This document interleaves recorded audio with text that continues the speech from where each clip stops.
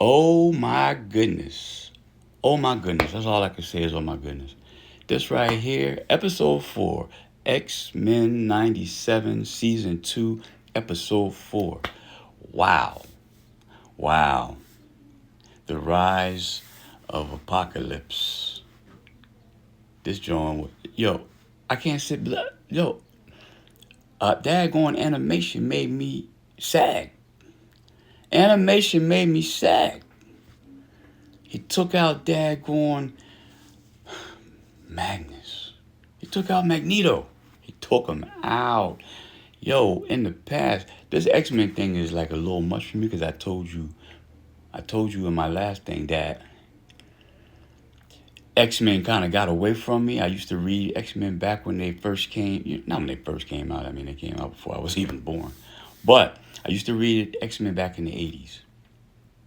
I read X-Men back in the 80s, kind of lost track by the 90s. So they started with, X-Force, X-Factor, and all of that good stuff. So, Dan at Genosha and all this other stuff. And then dealing with the just the different time travels. It got a little heavy, a little more. I'm more of a here and the now, the present. That's why the whole multiverse thing kind of, I mean, I was following it, but I think it just kind of got away from Marvel with the whole multiverse, and I think with the changing of hands, and then it became just keep producing, keep producing, keep producing. You can't just keep producing with these movies. You got to take the time and put it together and make it all connect. You got to make it all connect. But X-Men is kind of like that, and it's always been like that. And y'all X-Men fans out there, y'all thorough, y'all real out there. Y'all know this stuff inside out. But like I said last time, the Age of Apocalypse X-Men movie version, Sony version, was it Sony? Are they Sony? Warner Brothers, whatever. Nah, that John don't even come close. I see, like I said, I see the daggone frustration that people have with that movie. Is if it's supposed to be in the same vein as what we are watching now. Nope, too much. Not.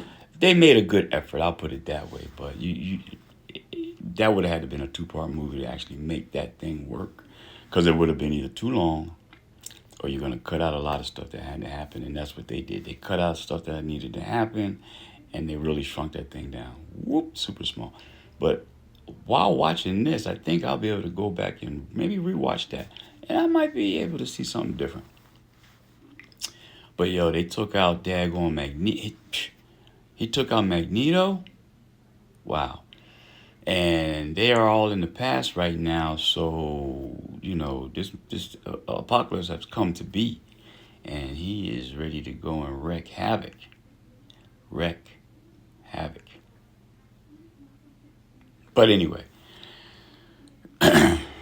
episode 4, very good. As far as Easter eggs, I can't do no Easter eggs because I really don't know the Easter eggs to give, because, like I said, I'm learning how this whole thing. I'm learning about what this is all about myself. But I thought maybe when when Magneto and Xavier went to talk to Apocalypse before he made the change, I thought, it's like, wow, if they could have just got to him then, but this was already destined to be. But if they could have only got to him then, we wouldn't have had to go through this. But he was already like, yo, you trying to keep me from my destiny. You're trying to keep me from what I want to be. But he wasn't trying to hear, we're here to tell you what you are going to be.